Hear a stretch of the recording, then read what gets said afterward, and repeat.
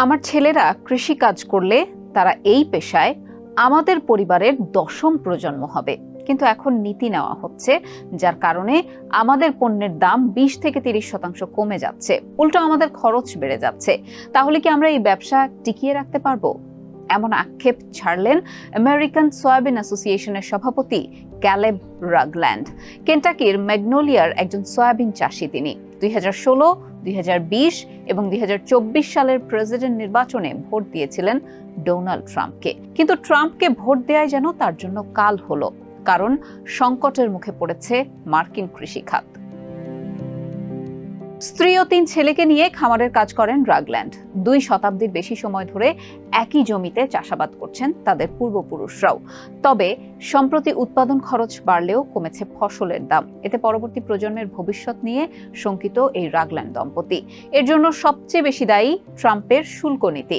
বিভিন্ন দেশ থেকে পণ্য আমদানিতে শুল্ক বৃদ্ধির প্রতিবাদে মার্কিন পণ্যেও শুল্ক বাড়াচ্ছে অন্যান্য দেশের সরকার।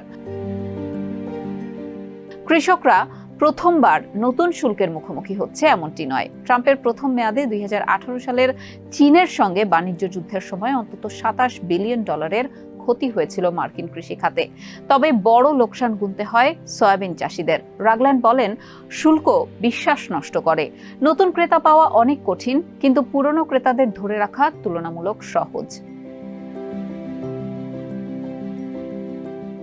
মার্চ মাসের প্রথম সপ্তাহে কানাডা ও মেক্সিকো থেকে আসা পণ্যের ওপর 25% শুল্ক আরোপ করে হোয়াইট হাউস। পাশাপাশি চীনা আমদানির ওপর অতিরিক্ত 10% শুল্ক বসিয়েছে। যদিও ট্রাম্প পরে কিছুটা পিছু হটে স্বয়ংক্রিয় গাড়ি নির্মাতাদের জন্য 1 মাসের শুল্ক মওকুফ করে দেন এবং পরদিনই কানাডা ও মেক্সিকোর কিছু পণ্যের শুল্ক এপ্রিলের 2 তারিখ পর্যন্ত স্থগিত করেন।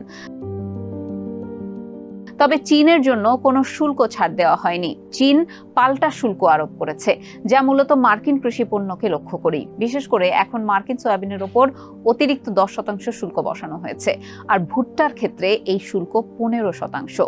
রাগল্যান্ড বলেন, আমরা ইতোমধ্যেই এমন অবস্থায় পৌঁছে গেছি যেখানে লাভ করাটাই সম্ভব নয়। কৃষি খাতের জন্য এই অতিরিক্ত কর আরোপ করে কেন আমরা ক্ষতির ওপরে অপমান যোগ করছি? রাগল্যান্ড বলেন, প্রেসিডেন্টের আলোচনা করার ক্ষমতাকে সম্মান করি, দেশের স্বার্থে ট্রাম্পের সফলতাও চাই। তবে কৃষি খাতের উৎপাদনকারীরা এমন পরিস্থিতি সামাল দেওয়ার ক্ষমতা রাখেন না। কৃষকদের আয়ের বড় অংশই কেটে নিচ্ছে এই বাণিজ্য যুদ্ধ। মার্চের প্রথম সপ্তাহে মার্কিন কৃষিমন্ত্রী ব্রুক রোলিন্স বলেছিলেন, কানাডা ও মেক্সিকোর কিছু কৃষি পণ্যকে শুল্কের বাইরে রাখার বিষয়টি বিবেচনা করছে ট্রাম্প প্রশাসন।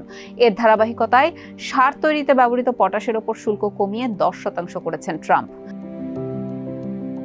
কানাডা ভিত্তিক কৃষি সরবরাহ প্রতিষ্ঠান নিউট্রিয়ের কর্মকর্তা কেন সাইডস জানান, মার্কিন কৃষকদের প্রয়োজনীয় পটাশের 80% বেশি সরবরাহ করে কানাডা। আমরা বিশ্বাস করি শুল্কের খরচ শেষ পর্যন্ত মার্কিন কৃষকদেরই বহন করতে হবে। ট্রাম্পের শুল্ক কার্যকর হওয়ার আগেই আমেরিকান কৃষকরা বিপদের সংকেত দিচ্ছিলেন। যদিও সর্বশেষ পার্ডু ইউনিভার্সিটি এবং সিএমই গ্রুপের অ্যাপ ইকোনমি ব্যারোমিটার রিপোর্ট অনুযায়ী ফেব্রুয়ারিতে কৃষকদের মনোভাব কিছুটা উন্নত হয়েছে। তবে ওই মাসে করা এক জরিপে 44% অংশগ্রহণকারী বলেছেন, আগামী 5 বছরে তাদের খামারের জন্য সবচেয়ে গুরুত্বপূর্ণ বিষয় হবে এই বাণিজ্য নীতি। পার্ডু ইউনিভার্সিটির কৃষি অর্থনীতিবিদ মাইকেল লেঙ্গেমিয়ার বলেন, সাধারণত যখন নীতিগত প্রশ্ন করা হয় তখন সবচেয়ে গুরুত্বপূর্ণ নীতি হচ্ছে ফসলের বীমা।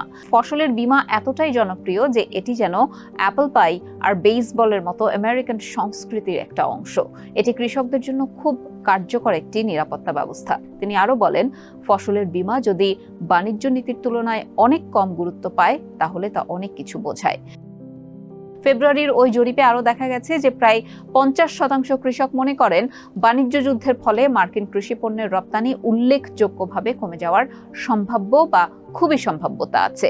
লেঙ্গেমিয়ার হিসাব অনুযায়ী মধ্য ফেব্রুয়ারি থেকে মার্চের শুরুর দিকে সয়াবিন ও ভুট্টার ক্ষেত্রে একর প্রতি নিট মুনাফা 33% কমে গেছে, যা মূলত শুল্কের কারণে হয়েছে। তার উপর 2025 সাল এমনিতেই খুব একটা লাভজনক বছর হওয়ার সম্ভাবনা ছিল না বলেই তিনি উল্লেখ করেন।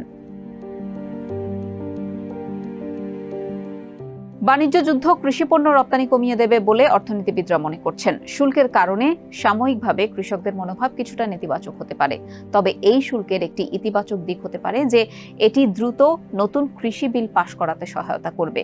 কৃষি অর্থনীতিবিদ মাইকেল লেঙ্গেমিয়ার বলেন, কিভাবে বাণিজ্য ক্ষতিপূরণের পরিমাণ নির্ধারণ করবেন যদি আপনি এখনো জানেন না যে নতুন কৃষি বিলের বরাদ্দ কত হবে। এই বছরই নতুন কৃষি বিল স্বাক্ষরিত হবে। ব্যাংক অব আমেরিকার বিশ্লেষক স্টিভ বাইন 25 ফেব্রুয়ারির এক প্রতিবেদনে লিখেছেন, শুল্কের কারণে কৃষকরা চাষাবাদের জন্য প্রয়োজনীয় উপকরণ কেনার ক্ষেত্রে আরও সংযত হতে পারেন। এর অর্থ হতে পারে সারের মতো উপকরণের কেনাকাটা কমে যাওয়া, যা শুধুমাত্র কানাডার নিউট্রিয়েনের ওপর নয় বরং মোজাইক ও সিএফ ইন্ডাস্ট্রিজের মতো অন্যান্য কোম্পানিগুলোর ওপরও প্রভাব ফেলবে। ট্রাম্পের শুল্ক ঘোষণার পর মার্চের 3 ও 4 তারিখে কৃষিখাত সংশ্লিষ্ট কোম্পানিগুলোর শেয়ার ব্যাপক হারে পড়ে যায়। মর্নিং স্টারের বিশ্লেষক সেথ গোল্ডস্টাইন সিএনবিসিকে বলেন, আমরা কৃষি সংক্রান্ত শেয়ারের দরপতন দেখেছি মূলত এই আশঙ্কায় যে কৃষকরা এই বছর কম লাভবান হবেন।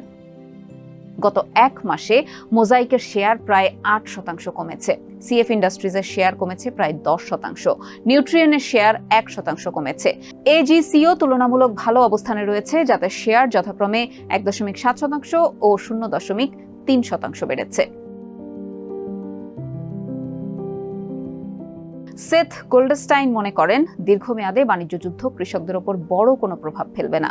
বিশ্ব বাণিজ্যের ধারা পরিবর্তন হয়ে 2-3 বছরের মধ্যেই এই সংকট অনেকটাই কাটিয়ে উঠবে। তিনি বলেন, এখন হয়তো মার্কিন সয়াবিন গুদামজাত হয়ে থাকবে কারণ ক্রেতা নেই, তবে ধীরে ধীরে অন্যান্য দেশ এগুলো কিনবে। হয়তো চীন ব্রাজিল থেকে বেশি সয়াবিন কিনবে, কিন্তু ইউরোপ হয়তো তখন যুক্তরাষ্ট্র থেকে বেশি কিনবে। ফলে সামগ্রিকভাবে খুব বেশি পরিবর্তন হবে না। মার্কিন কৃষি বিভাগ বা ইউএসডিএ এর তথ্য অনুযায়ী 2024-25 বিপণন বছরে ব্রাজিল বিশ্বের সবচেয়ে বেশি সয়াবিন উৎপাদন করবে, যা মোট উৎপাদনের 40%। আর ভুট্টার ক্ষেত্রে যুক্তরাষ্ট্র শীর্ষ অবস্থানে থাকবে, যা বিশ্ব উৎপাদনের 31% হবে। ওয়াল স্ট্রিটের কিছু বিশ্লেষক মনে করেন, শুল্কের প্রভাব শুধু অস্থায়ী নয় বরং দীর্ঘমেয়াদে বাণিজ্যের গতিপথ বদলে দিতে পারে। ওপেনহেইমারের বিশ্লেষক ক্রিস্টিন ওউন ভবিষ্যৎবাণী করেছেন যে এই শুল্ক ব্রাজিলকে ধীরে ধীরে সয়াবিন ও ভুট্টার প্রধান উৎপাদক দেশ হিসেবে প্রতিষ্ঠিত করবে, আর যুক্তরাষ্ট্র হবে বিশ্বের এক ধরনের অতিরিক্ত বা একটা বিকল্প সরবরাহকারী। তিনি সিএনবিসিকে বলেন, ব্রাজিলের আরও কৃষি জমি বৃদ্ধির সক্ষমতা আছে, তারা আরও বেশি উৎপাদন করতে পারে এবং বিশ্ব বাজারে তাদের শেয়ার বাড়ানোর সুযোগও বেশি। যুক্তরাষ্ট্রের প্রশাসন যে শুল্ক আরোপ করছে তা এই প্রক্রিয়াকে আরও ত্বরান্বিত করবে।